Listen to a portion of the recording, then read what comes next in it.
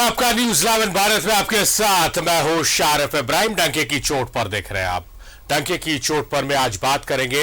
Ranchi police को एक बड़ी सफलता हाथ लगी है। लवकुश शर्मा गिरोह के शूटर को पुलिस ने गिरफ्तार किया। कैसे इसकी गिरफ्तारी संभव हो पाई है ये बताएंगे आपको। साथ ही साथ आपको ये भी बताएंगे कि सालों बाद पूर्व मंत्री योगेंद्र साव जेल से रिहा हुए हैं। जेल से रिहा होने के बाद क्या कुछ उन्होंने कहा, किस आंदोलन का जिक्र उन्होंने किया और अपनी बेटी विधायक अंबा प्रसाद को उन्होंने कितने मार्क्स दिए हैं ये भी बताएंगे।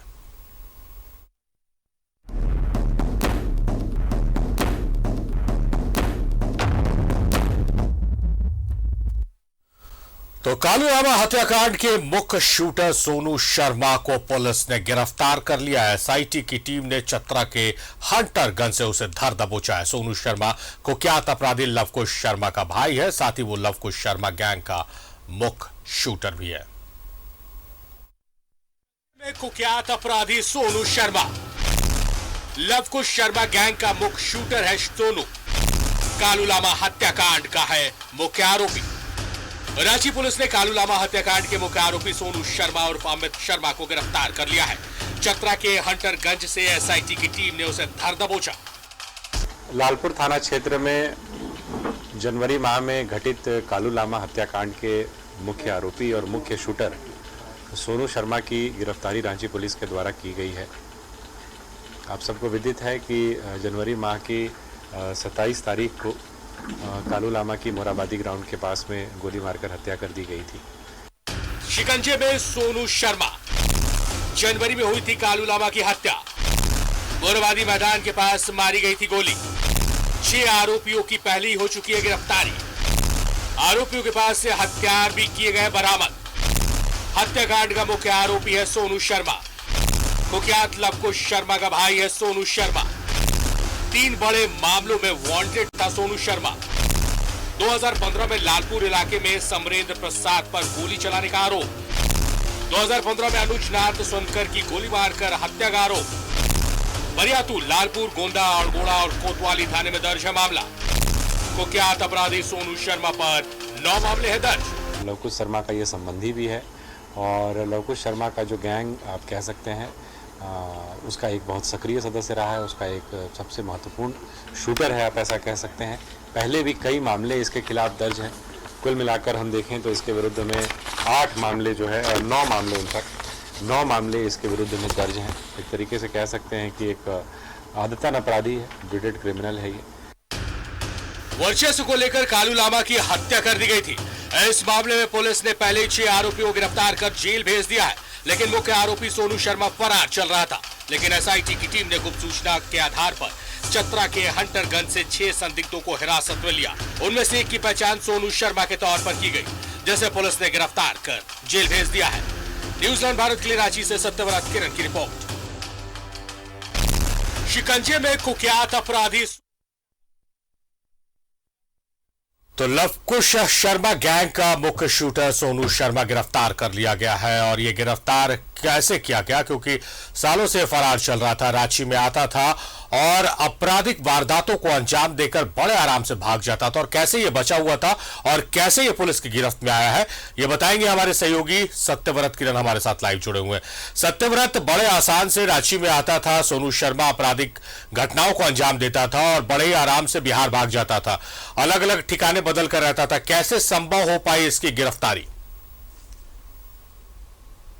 देखिए, फिलहाल इसकी गिरफ्तारी के लिए जो है वो एसआईटी की गठन की गई थी। आपको पता है सारिफ कि रांची शहर के लिए आतंक बन चुका, पुलिस के लिए सरदर्द बन चुका सोनू शर्मा उर्फ अमित शर्मा को पुलिस ने गिरफ्तार कर लिया है। एसआईटी का गठन किया था और पिछले कई दिनों से सोनू शर्मा पर लगातार नजर बनाई रखी थी रांची पुलिस के लोगों ने। सबसे पहले उसका जो गांव है बिहार राज्य के गया जिले का रहने वाला है और हर बार रांची में जब वो हत्या, रंगदारी जैसे अपराध को अंजाम देता था उसके बाद सीधे वो अपना ठिकाना बदल लेता था, गया शहर चला जाता था। फिलहाल जो गिरफ्तारी हुई है उसके लोकेशन के आधार पर यह रांची पुलिस को जानकारी मिली है कि वो अपने गांव गया में रहा करता था। कुछ दिनों के लिए वो बिहार की राजधानी पटना में भी रह रहा था और देश की राजधानी दिल्ली तक में उसने अपना ठिकाना बना रखा था, लेकिन रांची पुलिस ने एक बेहतर कामयाबी हासिल की है, क्योंकि कुख्यात अपराधी सोनू शर्मा, जिसके ऊपर रांची शहर की अगर बात करें तो विभिन्न थाना क्षेत्र में करीब 9 से ज्यादा मामले जो है वो शामिल हैं और करीब 3 मामलों में ये वांछित रहा है। आपको याद होगा सारिफ कि रांची के मोरहाबादी मैदान के पास कालू लामा नामक एक कुख्यात अपराधी की हत्या की गई थी। उस हत्या में यही सोनू शर्मा जो है वो शामिल था और उसके अलावा कई बड़ी घटनाओं को इसने अंजाम दिया है। रांची के कोतवाली थाने में, अरगोड़ा थाने में, लालपुर थाने में और सबसे ज्यादा बरियातू थाने में इसके खिलाफ कई बड़े संगीन मामले दर्ज थे। तो रांची पुलिस ने आज राहत की सांस ली है।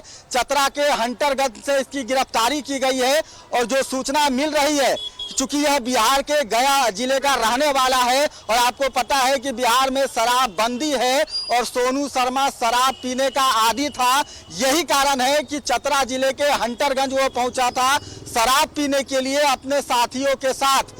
पुलिस को गुप्त सूचना मिली और उसके आधार पर सोनू शर्मा को गिरफ्तार किया गया। उसके साथ करीब 5 और संदिग्ध हैं, उसे गिरफ्तार किया गया है। और सोनू शर्मा जिस हथियार का इस्तेमाल किया करता था, जिस हथियार के बल पर रांची शहर में गुंडागर्दी किया करता था, अपराध को अंजाम दिया करता था, उस हथियार को भी रांची पुलिस ने बरामद कर लिया है। सारिफ,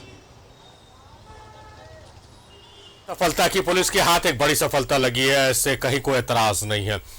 लेकिन इस तरह के अपराधी, चाहे इसका भाई लवकुश शर्मा हो, सोनू शर्मा हो, थापा हो, बड़े अपराधी रांची में रहे, पुलिस उन्हें गिरफ्तार तो कर लेती है लेकिन सजा नहीं दिला पाती है। समय पर चार्जशीट दायर करना या सबूत उतने जमा कर कोर्ट में, क्योंकि सबूतों के आधार पर कोर्ट सजा सुनाती है, उतने सबूत पेश नहीं कर पाती पुलिस जिससे वो बेल में बाहर आ जाते हैं।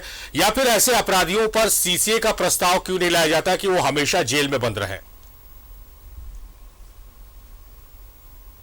आपने और उसका एक बड़ा उदाहरण जिस सोनू शर्मा की आज गिरफ्तारी की गई है, उसका जो आका है लवकुश शर्मा, जो कि रांची का एक कुख्यात अपराधी है, कई बड़ी घटनाओं को उसने अंजाम दिया है, उसकी भी गिरफ्तारी पुलिस ने काफी मेहनत के बाद की थी। फिलहाल वो अभी जेल से बाहर है, बेल पर है। तो चाहिए कि ऐसे अपराधियों पर अंकुश लगाने के लिए पुलिस जो है वो ऐसी कार्रवाई करे ताकि एक बार अगर ऐसे अपराधी सलाखों के पीछे चले जाते हैं तो दोबारा वैसे अपराधी बाहर नहीं निकले, दोबारा रांची शहर को दहलाने की, तबाह करने की साजिश नहीं रच सके।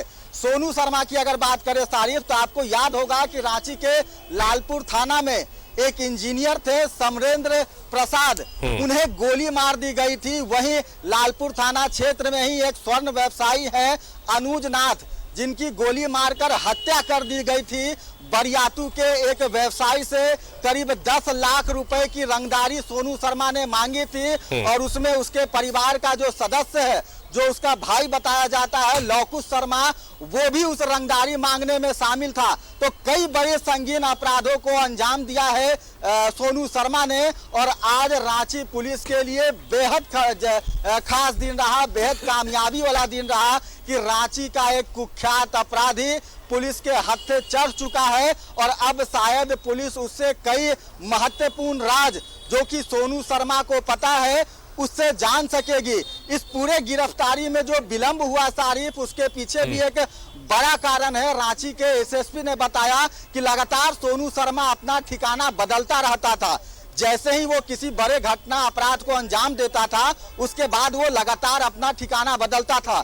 मोबाइल लोकेशन के आधार पर पुलिस को जो मिली है, उसके अनुसार वो गया जिले में, पटना में और दिल्ली, ये 3 जगह उसका प्रमुख ठिकाना हुआ करता था। और इन सभी चीजों में उसके परिवार के जो सदस्य हैं, समाज के जो सदस्य हैं, वो उसका साथ दिया करते थे। वो अपने परिवार वालों के पास रहा करता था, परिवार वालों के साथ कई जगह वो घूमने गया था, जिसकी तस्वीर मोबाइल के माध्यम से रांची पुलिस को मिल चुकी है।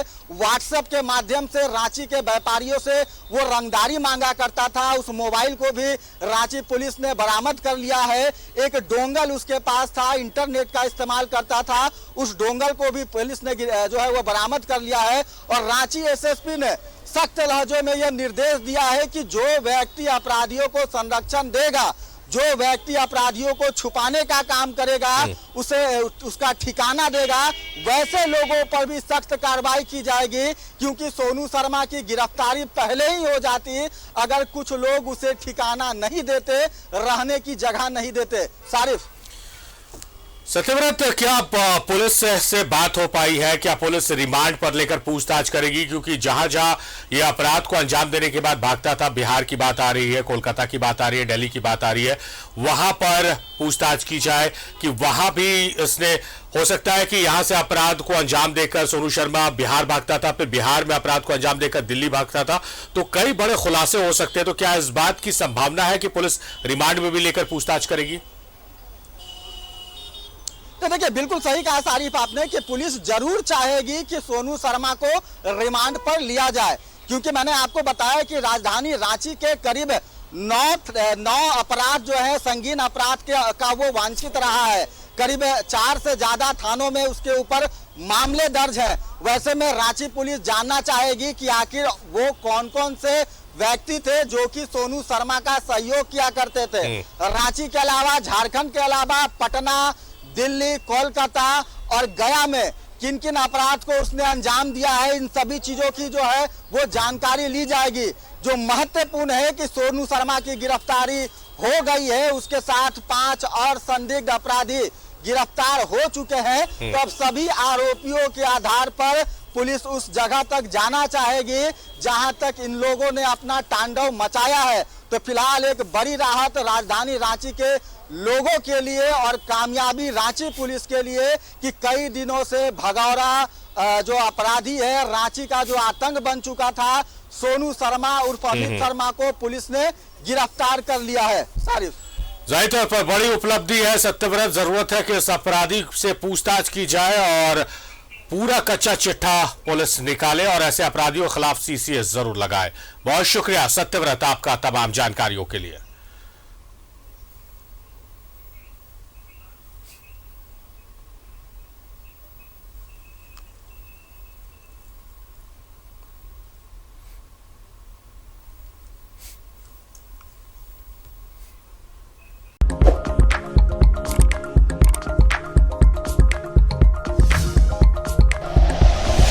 Like and share videos, subscribe करें हमारा चैनल और प्रेस करें बेल आइकॉन। न्यूज़ 11 भारत, सच है तो दिखेगा।